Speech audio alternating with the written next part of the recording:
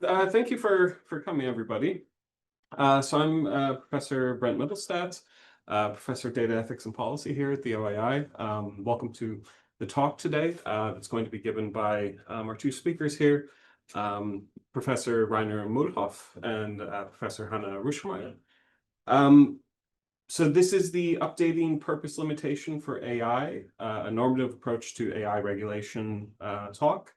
So we're joined today by, again, Rainer, who's a philosopher and mathematician. He leads the Ethics and Critical Theories of AI Research Group at the University of Osnabrück in Germany. And again, by Hanna, who's professor of public law, data protection law, and the law of digitalization at the University of Hagen. And so the talk today is going to be looking at a critical blind spot in EU digital legislation, the secondary use of anonymized training data and pre-trained AI models. So we have both people here in the room, which is great, and then also quite a large audience online. So we'll be fielding questions both from people in the room and people online. If you are online, please do use the Q&A function at any time during the talk to ask your questions. We'll then come to the questions at the end. And for those of us joining here in the room, please just hold your questions until the end of the talk. We will go for, I think, about 30 to 40 minutes. Sounds yeah, okay. The one thing I've been told I absolutely must tell everybody about, for your awareness, the event is being recorded and it will be posted on our website following the event. So please just bear that in mind. So with that, with the short introduction over, I will hand over to our speakers, Rainer and Hanna. Right. Thank you so much. Yeah, thank you, Brent and Sandra, for inviting us and for having us. Thanks to Alan for organizing this. And we are happy to be here and talk to you on our project updating purpose limitation for AI. We are kind of a legal scholar and an ethical or critical theory scholar. So we are working in this interdisciplinary combination of philosophy and law to research the impact of AI on society and how to regulate it or how to mitigate the impacts by whatever regulation might be appropriate. And we would like to, in this talk, kind of talk about one thing that we perceive as one of the biggest, maybe unobserved or under-regulated risks associated with machine learning, and we call it the risk of secondary use of AI models. And in this first part, we have 4 parts and we switch after each part. In this first part, I just want to pitch the kind of problem to you using examples, basically. But let's not start with an example, but with the scheme. Imagine you are a clinical research group, let's say in psychiatry at a university hospital, and one of your team members comes up with the idea, maybe we can use voice data to detect psychiatric diseases. Using machine learning, so like detecting from how people speak, not necessarily what they say, but how their voice sounds, kind of trying to derive predictions of what kind of disease they might have, such as depression.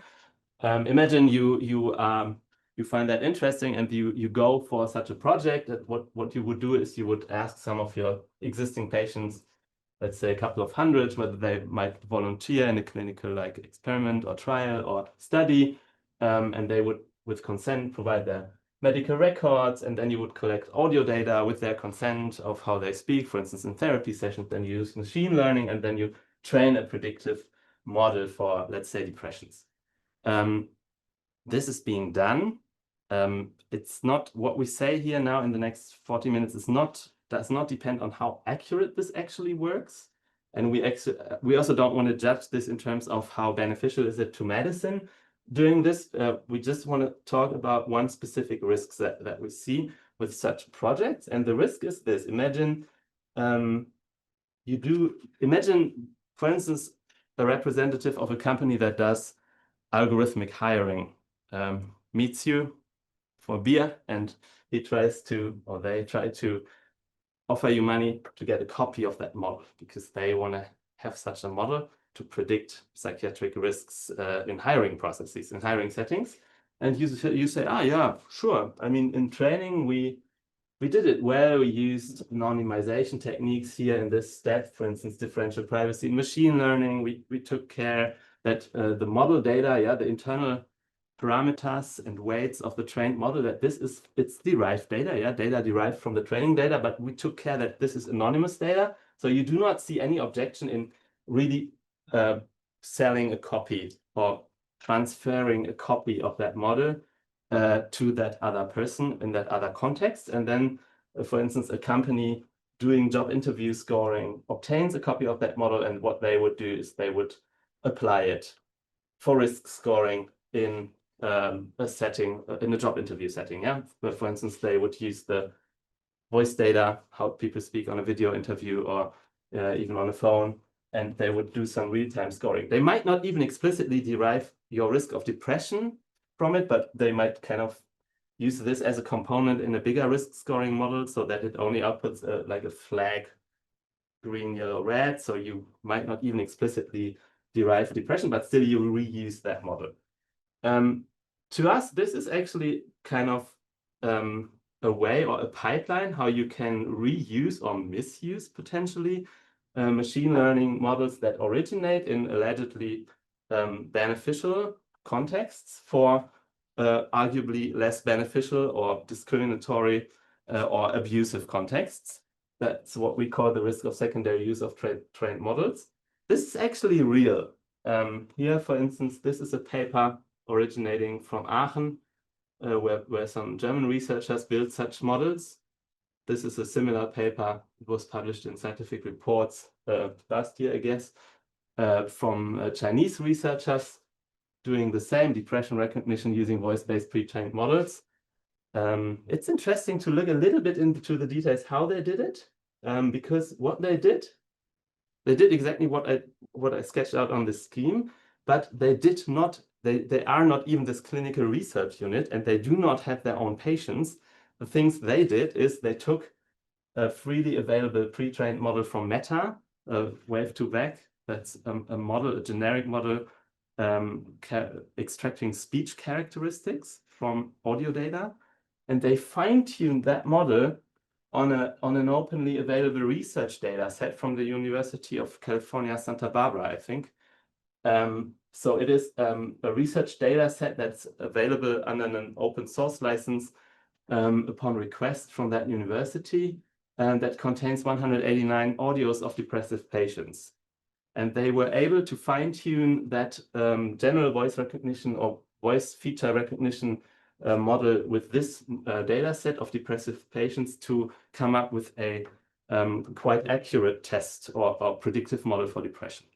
So they do not even need to have their own patients. That's what I want to say. Yeah, you can do it actually from your office somewhere in China. And also, I want to point at this here. It's just a side topic, but this is very typical of how this is being published. In all the publications on such things, you always find as the reason why we do this, that we want to improve medicine or medical therapy. You never find a mentioning of potential secondary use scenarios, contexts, cases. You always would point to, increasing number of depression patients worldwide, increasing populations, blah, blah, blah, and so on. And this is always the only rationale that's presented. And it is also real that this is not confined to the scientific context. It is also real that you have startups like this. This is an American startup from Silicon Valley, AI-Berry, real-time mental health insights and monitoring. And they, for instance, they sell their services to employers, and these employers can then use the AI-Berry app. They will ask their employees to install that app on their devices, and the app is kind of a chatbot. It texts to you, but you are to speak to it, so it records your voice, and from that it will feed back a mental health kind of overview to the employee. But there's also this executive dashboard for the company HR or bosses to have overviews of depression, anxiety, mood, energy, concentration, stress, and the list continues. This is just a screenshot. Yeah, so you see how this is really used in economic context, such predictive models. This is another startup doing the same. It's an Israeli startup. Oh no, sorry, it's not a startup. It's actually a company existing for more than 15 years. An Israeli company.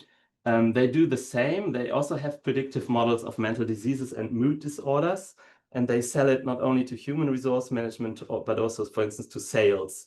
For instance, they say you can use it in sales conversation for real-time monitoring, for instance, on a telephone hotline, real-time monitoring of the mood, but also of the psychological characteristics of the customer, so that the customer service agent can get real-time info on how to handle that customer, for instance, to pacify him or to be most efficient in sales turnout. Yeah, just check out that website. They explicitly use these psychiatric models for that kind of prediction. And we looked a little bit deeper into this case in our presentation at the Chaos Computer Club Congress in December, because we were interested in where did they obtain their models. And what we found out is that they did these, sorry, this is just the screenshot proving that they do this in HR.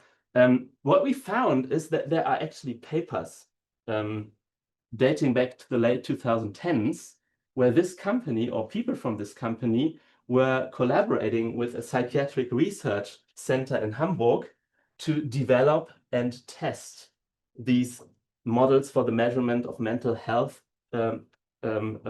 attributes from voice data. So what you can see here, this is Yoav Degani, this is the founder and chief research officer of VoiceSense, and Peter Ton is the head of this neuropsychiatric research center, clinical research center in Hamburg. And what they did is they really did a clinical trial that was also registered in the US using hundreds of patients that were asked to record their audio so that they can develop and test this model. These patients were never told that this is being used commercially. They were told only that this is being used to improve therapy or diagnosis. Peter Ton, we even consulted him and said he did not know. He wasn't aware that this was also a commercial thing. But if you look at the website of VoiceSense back in 2017, it's very explicit in what this company actually was up to. So they actually ignored that risk of a secondary misuse, as we would say. So I bring that in the third part. Okay. So from a legal point of view, why is there a regulatory gap in EU law when it comes to the secondary use of models? It's getting harder and harder to propose new regulation in the European Union. We still did not give up this cause, and we're not advocating for more regulation, but a different approach to regulation. So yeah, this always comes as a counter argument when we present this problem. Why isn't this regulated by EU law?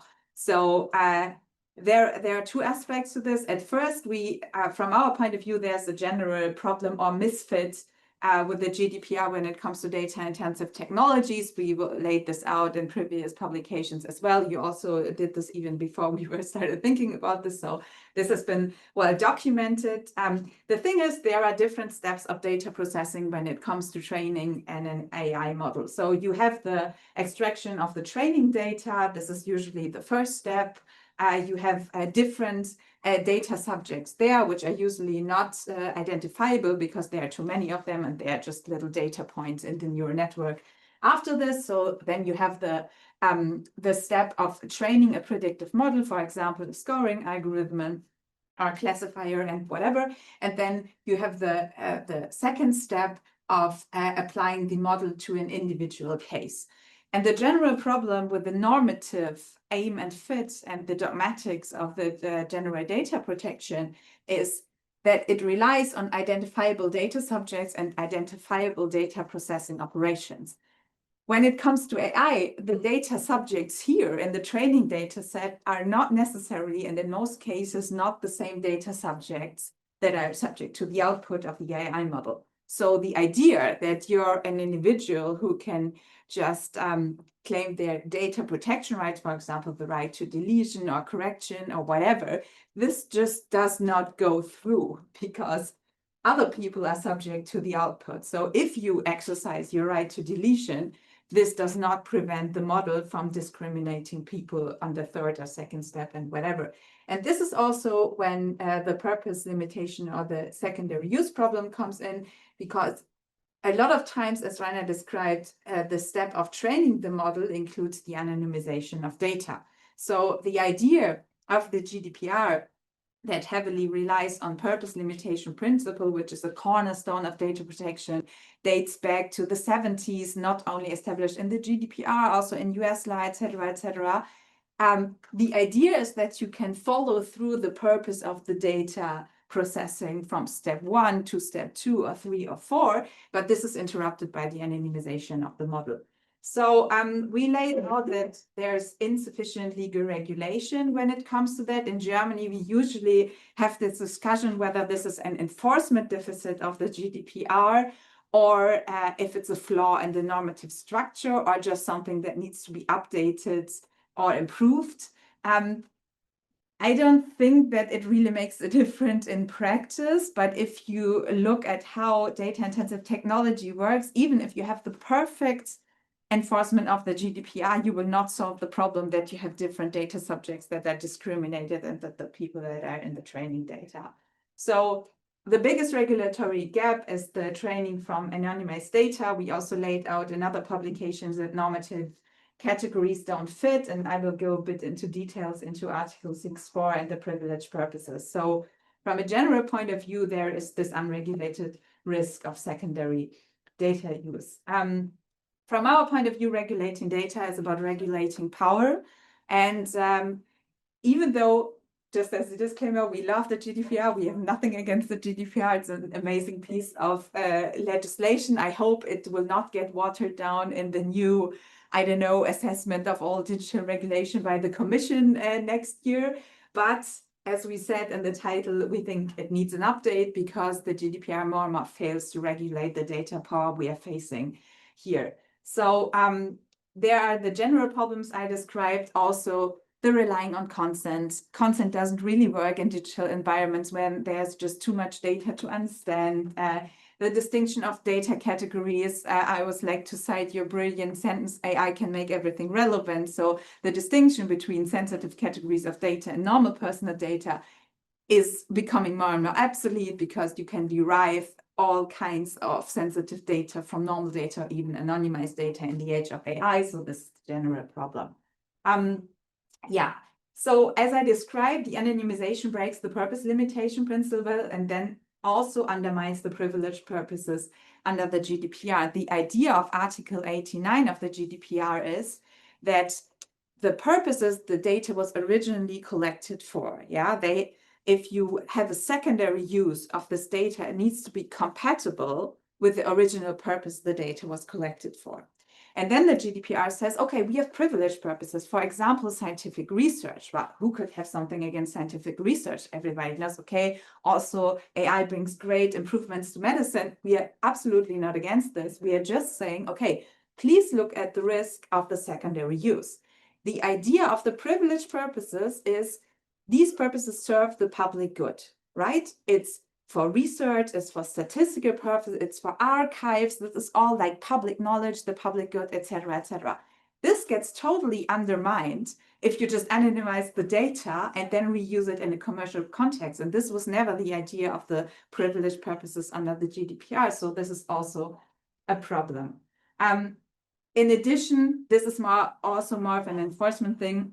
The compatibility test of Article 6 of the GDPR, it really relies on the self-assessment of the control, and the categories are quite vague. Also connecting to AI, what is the purpose? How narrow has the purpose to be defined, etc., etc. So what about the AI Act? The AI Act does not regulate specifically purposes. Purposes play a role, but more indirectly. The risk classification follows the intended purposes, but this is also defined by the deployer of the AI system. The risk classification system under the AI Act can also be undermined by, again, the self-assessment of the deployer, because if you're a deployer of an AI system and you have the feeling that even though you use it for credit scoring or in the areas that are flagged as high risk, you can say, oh, I made the self-assessment and I don't think this is high risk because we used choose it to, I don't know, support human decisions, etc., etc. So there are a lot of problems with this provision.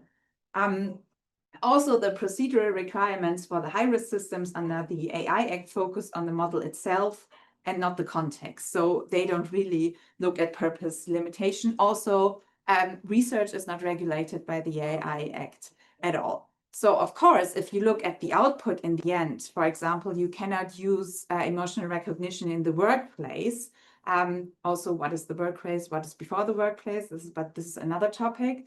The thing that the use of the model, of the secondary use of the model even comes to this, and then the AI Act needs to be enforced in the specific context, is not prohibited by the AI Act. Now we're in part 3. Yeah, so part 3 will now address the question of what could we do, or we have one specific proposal of how we can step in to prevent this regulatory gap. And it will be kind of argued first in more ethical terms and then in more legal terms in the 4th part. So that proposal is, using the purpose limitation that we know from the GDPR, but that does not normally apply to AI models, and update it in a suitable way that it also applies to AI models. And just to sketch out what is the ethical problem that we are facing from our point of view, I would say it has at least 2 core aspects. The one is that models trained or fine-tuned on personal or even sensitive data often allow predicting similarly sensitive data about arbitrary third parties. Yeah, this is the point that also Hannah emphasized, that if people in the training data gave, for instance, their consent, that their data can be used to train such a model, then you have the capacity to predict similarly sensitive data about arbitrary third individuals, if only you have the auxiliary data that you need as an input to make that prediction. And typically the auxiliary data is data that is readily available, and the target information is not readily available. So you make a decision for others, or tying it, linking the data to the data subjects does not make sense here anymore. So it's this collective aspect of data protection that is at the core of this ethical problem, I would say. And the other is the power aspect.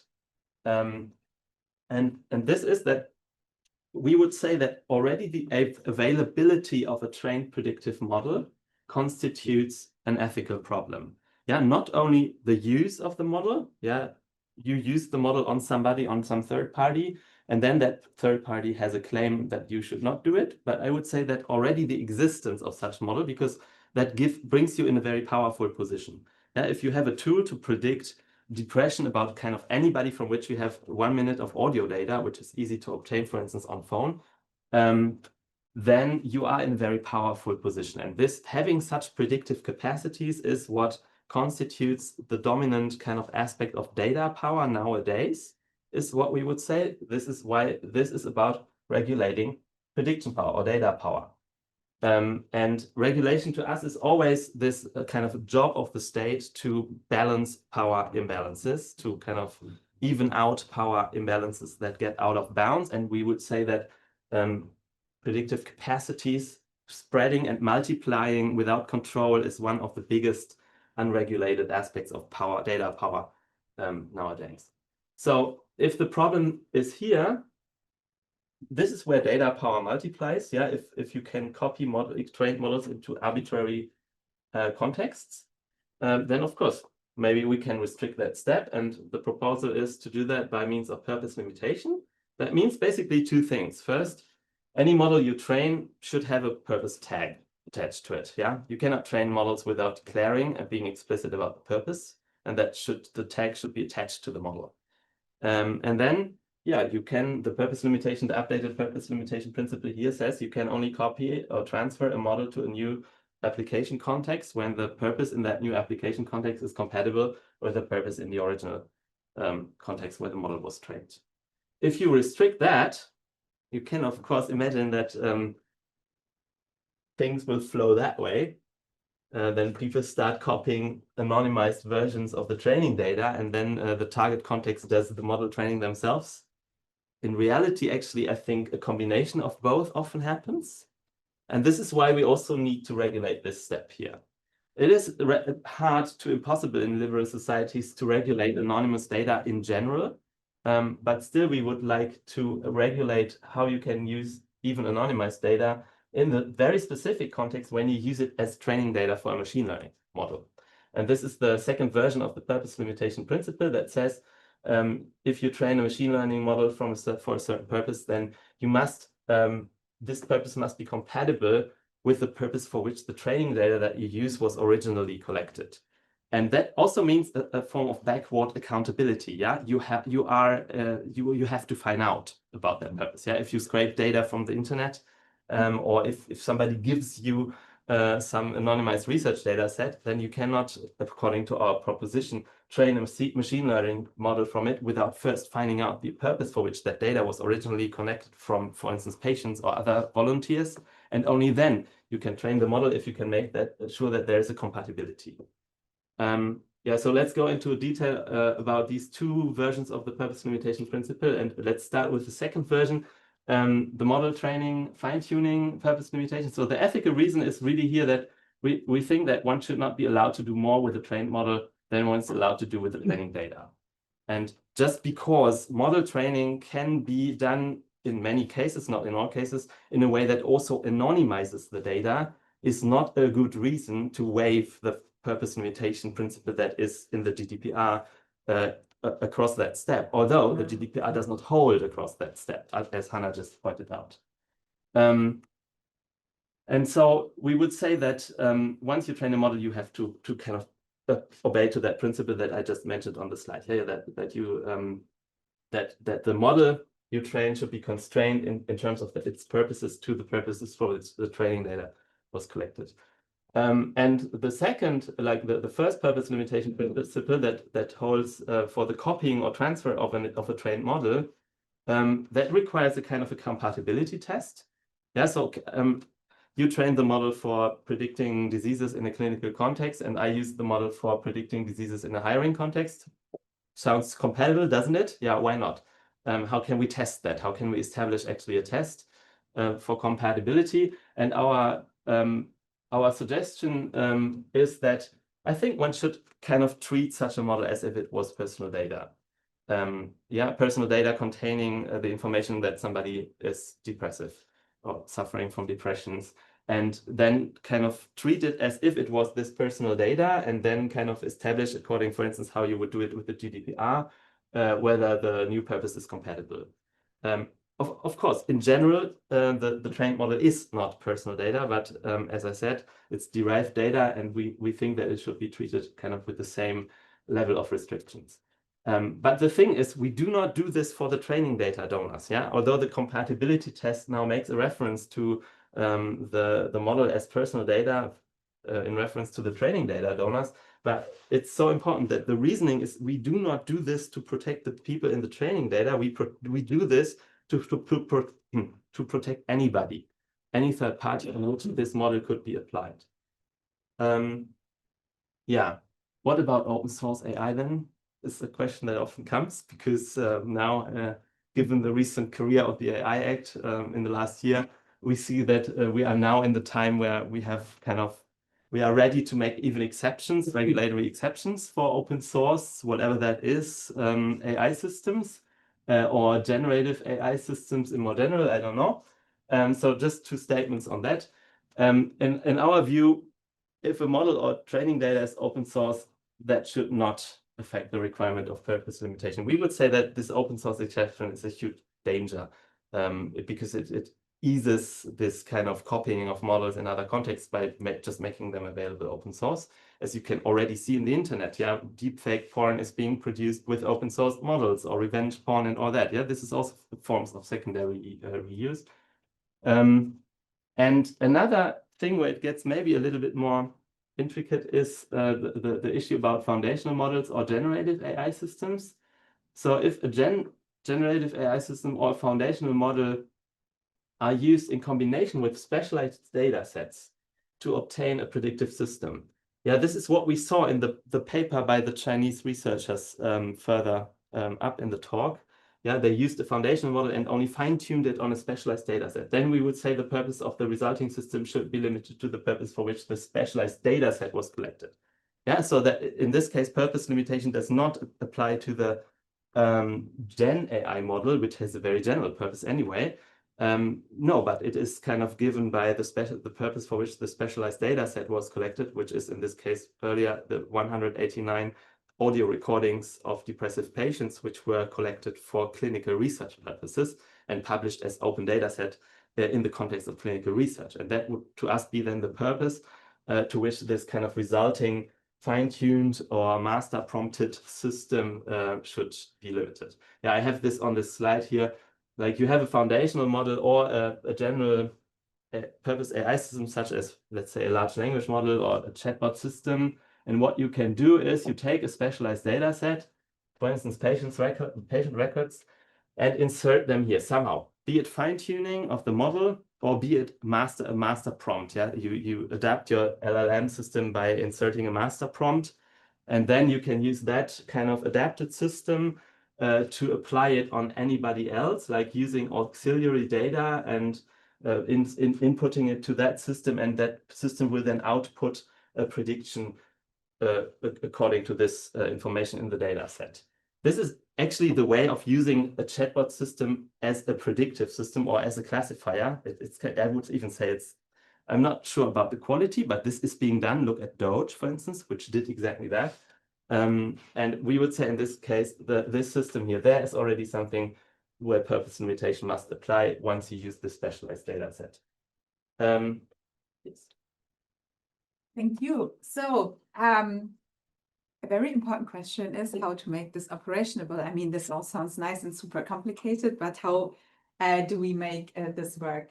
So at first, I think there's a rising awareness about the problems of purpose limitation that is under-enforced. This has been discussed for years now by different legal scholars. They said, yeah, well, it does not even live up to the standard as it should be, a cornerstone data protection, etc. A lot of people have been criticizing it, said we should abolish purpose limitation. It hinders the innovation of AI and so on. So we think purpose limitation is getting more and more important because otherwise AI will become uncontrollable, and purpose limitation or the purposes that are connected to the context of use also connect to the idea, our idea that AI is always about society and the societal and normative implication, not only about the technique specification. So at least in Germany and other European contexts, there is a rising awareness from data protection authorities when it comes to purpose limitation. And also in EU digital legislation, we have stronger references to purpose limitation. I mentioned on the slide before the European health data space. This is complicated, and I think I'm quite critical of this regulation, but they decided that in certain cases of health data from European citizens, they set this positive and negative list for secondary data use. So this principle of like stating specific purposes for which specific data sets or specific data can be reused as a common concept in European law. So this is not so far away from what we are discussing here. And I will get into the implementation and governance a bit, and then I have some nerdy thoughts about the AI Act at the end. So when should purpose limitation apply to an AI model? Of course, it's impossible to apply this to every AI model, and this is not at all what we are proposing. So we think that if any of these conditions are met, the purpose limitation obligation should apply to AI models. The first is very large language models. This could be maybe interpreted in line with the Annex 13 of the AI Act. This refers to the systemic risk of general purpose AI models. I think this provision is not good. They are referring to systemic risk, but the systemic risks are under the AI Act defined by numbers and computational thresholds. And we think that systemic risks are a normative category, and this has been better implemented under the DSA. So this is something you can discuss about. And we should not think that the users of number have normative implications in any way. But at least in the cases where you have a very big model on the European market with like thousands and millions of end users, the purpose limitation principle should apply to that. Also, this is a foundation in the interpretation of fundamental rights of the European Court of Justice and also the German Federal Constitutional Court that say when there's a certain breadth of interference of fundamental rights where a lot of people are affected, this deepens the interference. As I said, not the only criteria, but one where a purpose limitation should apply in any case. The other thing is, of course, the high-risk models under the AI Act, which the list is far from perfect, but they should be included anyway. And I think what's important, also former high-risk models under the AI Act, because I think the combination of the self-assessment of the deployer, and then if you have the case, you say, okay, this was a former high-risk model, maybe the credit scoring or the using of the AI model in the workplace. But now we are reusing this for another purpose, which is from our point of view, not high risk anymore. I think this should be documented. If you are leaving the high risk assessment of the AI Act, I think this should be documented because then further down the road, this also has a time element, of course. This makes the enforcement so hard under the GDPR. You at least need to have the information that at some place you left the high risk classification of the AI Act and then further uses come in place. And the third connects to the argument of the regulatory gap of Article 89 of the GDPR. The privilege purposes should also be documented in cases where you say, okay, we rely on the privileged compatibility test of the GDPR when it comes to these AI models. And this is specifically relevant since the AI Act does not regulate medical research. How to make this work? We think this could be easily combined with the EU database for high-risk systems under the AI Act, which is established anyway. And for example, I think this is one of the major achievements of the AI Act, that you now at least have some information. In Germany, we have the problem, we have no knowledge of what AI systems are, for example, used in public administrations because there's just no record of it, right? So the Financial Authority don't want to talk about it because they have the secrecy of taxation. All the others are just like maybe using it, maybe not using it. So there is no documentation at all. This, of course, leads to the situation that this also becomes uncontrollable. So I think if we talk about the threshold of very risky models, we need to make it possible to have some information there. So we just want to merge the AI Act infrastructure that is already set up now with the more detailed information about the purpose limitation. So this is also in line with a proposal that we say we should shift the regulatory object from the singular data processing operation, which cannot be identified anymore anyway, to the AI model. This is in line with the regulatory approach of the AI Act. And the backwards accountability Rainer was talking about transfers the responsibility from the individual data subjects to the processors or deployers. So we have another set of responsibility that does not rely on the individual data subjects. As we all know, people from marginalized groups more seldom seek legal redress, etc., etc. So the responsibility of enforcement of the GDPR still heavily relies on the enforcement of individual rights, and we want to shift this to other entities. So there would be a registration obligation for models and purposes that fall under the criteria we sketched out, and this would connect the purpose registration and the AI Act database. So if you are in the case of the clinical research group from Hamburg, for example, you would be in a first step required to ensure that the purpose is compatibility with the training data, and you should take an ex-ante risk assessment of a new developed model, including unintended secondary uses, at least if you work together with someone who's head of an Israeli company that uses voice recognition for HR data. The second step would be the registering of the model and the purposes in the AI Act database. And the third step would be if you transfer the model to another context, you would need to examine if the new purposes are compatible. So to sum this up, the criticism is, why are you proposing purpose limitation, which is not enforceable?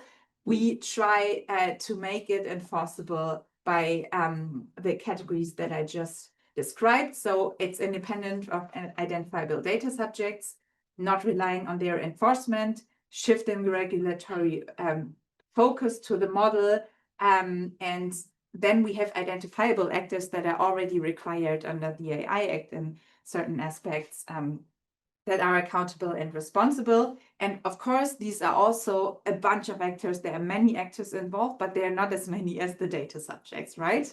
So before you register the model, there should be a compatibility test to document your backward responsibility, where did this data come from? Is it compatible with the original purpose?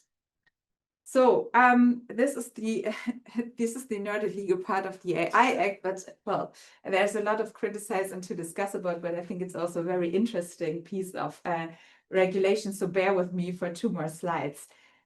We have the problem of general purpose AI models, and this is a regulatory category that changed over the history of the legislation in the Act. First, they were talking about foundation models. Now we're talking about general purpose AI models. I think there is no such thing as general purpose AI. This is just like a diffusion of responsibility. There's always a purpose behind this. And of course, this idea that there's general purpose AI makes regulating downstream users totally different and nearly impossible.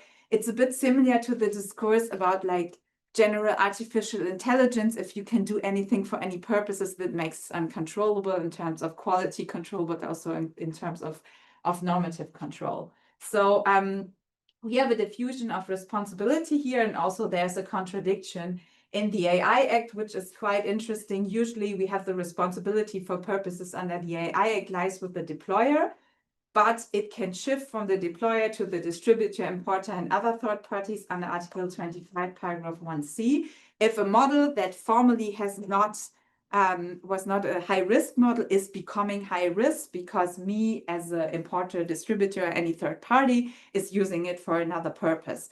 So the AI Act recognizes the situation that there is a shift of purposes, but it's not really doing something with it, or at least not what we are aiming at. And it's also very interesting if you look at the details, because there is a contradiction from my point of view between the wording of Article 3, paragraph 2 that states that the purpose can only be defined by the deployer. And then Article 21 contradicts that. It says, okay, if the importer changes the purposes, then you have the same obligations as the deployer. So this is a bit unclear. And also Article 21(1)(c) applies to a general purpose AI systems. And now this is all messed up, because either you have a general purpose AI system. How does the purpose of a general purpose AI system change? This is a question I cannot answer when I only look at the wording of the law. So yeah, this is a bit unclear here. A possibility would be to implement the shared responsibility analogous to Article 26 GDPR, but this is also a bit different from the backwards responsibility that we propose. So I think the backward responsibility should address the provider, deployer, and third parties in the same way, and not in the way that you have another test of shared responsibility under the GDPR. And of course, this gets even more different when it comes to open source systems, because then the categories of shared responsibility under the GDPR are even harder to subsume under the concrete case. There are also categories like, is there enough transparency for the data subject, et cetera, et cetera. So we think also in this case is the idea of the backward responsibility, that if you use the model in a certain way, you will become responsible. And I just wanted to illustrate that the AI Act, I would say, at least recognizes this possible situation and the possible shifting of responsibility. It was just very poorly executed when you look at the wording of a norm and take this seriously, because it's a bit hard to understand. Okay, we wrote about this in 2 papers. These are our newest publications. Thank you very much for listening. And yeah, looking forward to the discussion. Thank you.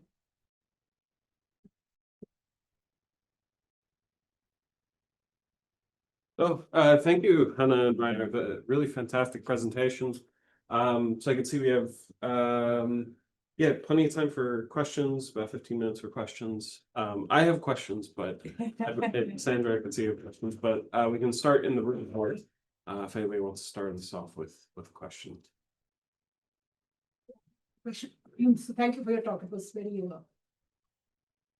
gave a lot of food for thought. But my question was, if the secondary data is used for HR purposes, like you showed, is there no responsibility on the company which is buying that software to let their employees know that it's being used? And Yes, sure. Yeah, thank you. So when you transfer such a model into another context, such as HR, and then you apply the model on, for instance, applicants or employees, then you are again in the realm of the GDPR, and there will have to be a legal basis for that kind of processing of personal data or even sensitive data.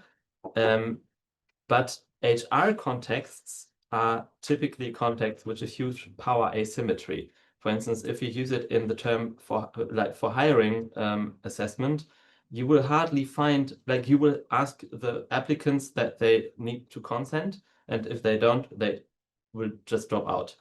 And the same in employee monitoring contexts. Yeah, so we deliberately chose examples, but there are many of these where the target context is shaped by such a tremendous power asymmetry that it is not realistic for the data subjects to make use of their rights according to the GDPR. And this is why we need to regulate that the model even gets there before we rely on the defense rights of the target individuals. Just to add really quickly, you also have the legal basis for legitimate interest, which is also very, very broad, or the enforcement of a contract. And we want to make the connection between the purpose that the data, what training data was collected for, and the output. Both are regulated, but we just want to establish the connection between the first, second, and third step. Because from our point of view, it's not only about the data subjects in the training data and the people who are subject to the output, which is maybe regulated by the AI Act or regulated by the GDPR, although under enforced, but there are also collective interests here. I mean, we have the undermining of public trust in institutions or research, which is highly necessary in these times. The example of the UK Biobank started of our research, we started talking with you about this then back in Berlin. We had data donors that were giving their data voluntarily to scientific research, and they promised them they would not give it to commercial use. But then it was anonymized, and the anonymized data sets were sold to the insurance industry. So it's not only protecting about individual fundamental rights, but also protecting the collective implications of data protection, trust in public organizations, etc. okay, thank you. Thank you so much for your talk. This was so incredibly interesting. I do have a question about implementation, not in a sense of like how you would actually like implement this in the case of law, but like getting the law passed in the first place. Because I'm limiting the reuse of models and data sets, I'm sure would be so incredibly costly, or just thinking about like the opportunity cost lost. So like, how would you, maybe advertise isn't the correct word, but how would you incentivize lawmakers perhaps more interested in moving fast and breaking things, worried about the potential loss of innovation? How would you advertise this to them? How would you spin this? Yeah, I would we would advise people to vote for the right parties that have an interest in. Okay, so of course, the decisions about law is part of the democratic process, and we as academic can only advise. So I'm having a bit of a hard time with these impact assessment that are done more and more by, I mean, the academic discussion is one thing, it's one to the other. How to advertise this better, what I was trying to do is link it to existing regulation already, yeah? And I don't think that this causes loss. Maybe I'm naive or just optimistic, but if you look at the documents of the legislative procedure on the European health data space, a lot of people are really aware of the problem, right? And when we started discussing this, there was only the proposal for the European health data space, but now it comes into law, and it comes with the list of prohibited secondary use purposes of the specific pool of health data, for example, for commercial insurance reasons. So I think there's an open door there to make policymakers more aware of this problem by linking this to existing regulation. And maybe even if you make the categories like narrower than what we proposed here, even if you say, okay, we just have a bunch of like very high risk models, or we limit it to the high risk models of the AI Act, that would be a step in the right direction. So I think I would try to convince people by saying the idea of this is already there in EU digital legislation. We just need to maybe fine tune a bit instead of like proposing we need a totally new law or whatever. And also one last thing about this, in national law, this is becoming more important as well. We have a similar limitation of purposes when it comes to health data in the German Social Security Code, for example, and this was just passed last year. So there is an awareness there that there is a problem of purpose limitation when it comes to AI. As I said, maybe naive, but yeah. Maybe to quickly add, I think being in touch a lot also with researchers, I think there's also a chance in kind of getting the research community on board because many people producing research data and also relying on circulating or reusing open data licensed research data, they still do not want their open data licensed research data to be misused, for instance, in discriminating ways. And one of our ideas is to come up with a purpose-limited open data license. So an open data license that allows free use, but with a purpose limitation provision as a potential to get to create a community movement among people producing such data for responsible open data publishing. That might actually be a chance to establish already some of this below the law and to create some momentum. Also your project with the ethics committee. This is also below the threshold of regulation. Yeah, but this is actually the third pillar of our research, that we also discovered that in ethics committee procedures, the risk of secondary misuse is rarely considered in ethics committee votes. Yeah, we researched that in Hamburg. I'm collaborating with a professor who did that, does that professionally, like ethics committee ethics. And this seems just to be not aware. They just seem to be not aware that this is actually a thing. And that would be another track that we are going, that we update research ethics procedures to make considering secondary misuse risks mandatory for research committees, ethics committees. So we have a related question online, so I'll just add that into the discussion now. It's from an anonymous attendee, so I can't credit anybody with this, unfortunately. But yeah, so they said that you noted in the slides that researchers or research groups may not explicitly voice gray areas for application. Should researchers be obligated to note potential secondary uses for the trained model, or be motivated to introduce limitations to model deployment in specific cases on a regulatory basis? So the last half sentence I lost. So should researchers be obligated to note potential secondary use for the trained model, or motivated to introduce limitations to model deployment for specific cases? Thank you. On a regulatory basis? Yeah, this really relates to what I just said. Yeah, I would say like at times I would wish, I mean, it is hard in our contemporary societies to claim for yourself, I'm just doing neutral research. I just care for the truth. And what happens from that research in terms of societal use is in somebody else's hands. That is, I would say, a very naive standpoint. And I would totally go, as an ethics professor, totally go for there should be some ethical thinking and ethical awareness and responsibility taking in any form of science. I mean, I teach at the Cognitive Science Institute, where they actually build this into the program. And I would say, yes, researchers should. I'm not sure what the mechanism of obligating them to make such considerations could be. Yeah, not legal, but maybe part of the research ethos, like of the good research practice, like set of guidelines. I would definitely like to see that. And yeah, for instance, offering template licenses or purpose limited open data licenses, as we hopefully will do when we get the funding for that project, might even ease researchers' like processes of doing this responsibly. Yeah, there's the similar concept of the copyleft system when it comes to open source. So if you reuse an open source license, you must agree that you yourself put the model open source again. And this is a very similar thing we are proposing, that in these certain scenarios, you just have to say the purpose, and the person who's reusing it has to check whether this is compatibility. I don't want to. I don't think we should hold individual researchers accountable. I think this should be institutionalized first. So I think this was exactly what you're saying. This is why we are aiming at the research committee. We don't want anyone under a liability risk or whatever. People should just like do their research as freely as possible. But of course, there should be like systems in place, and at least the awareness of the ethics committee, because this is funny in the Hamburg case.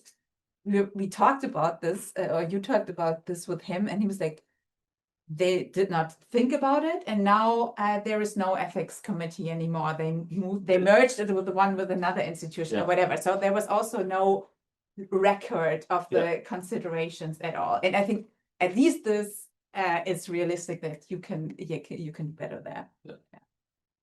We have time for one more question. Please.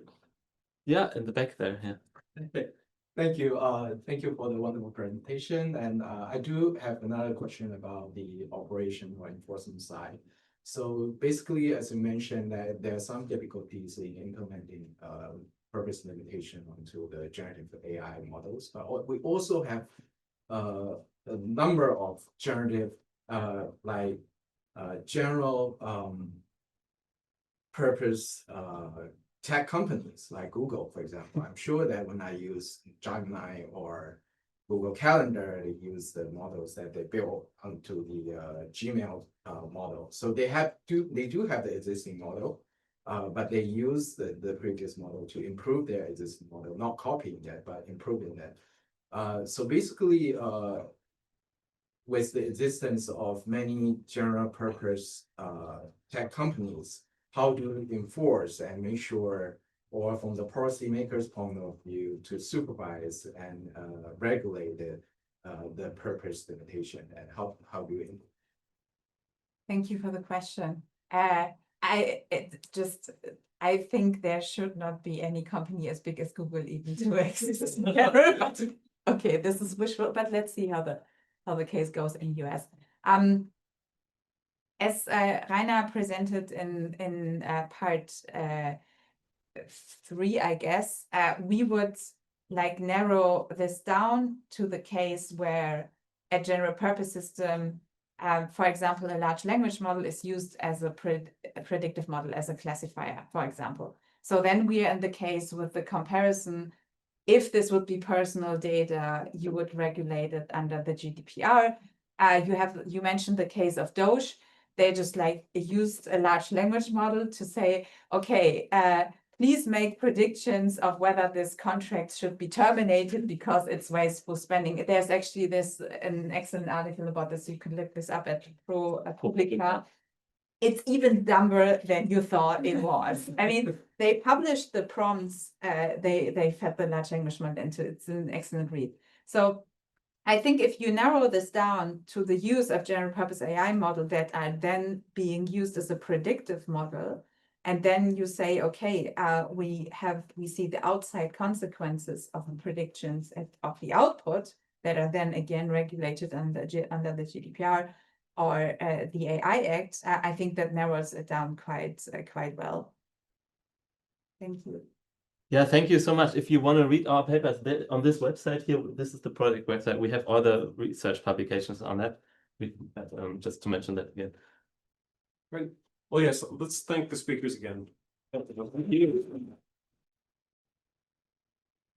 So thank you everybody for attending. This was I believe our last seminar of Trinity term.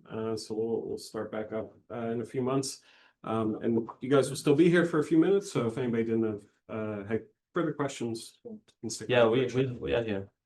And there are a couple more online. Apologies to those that didn't get their questions answered. You can also write us an email. Okay.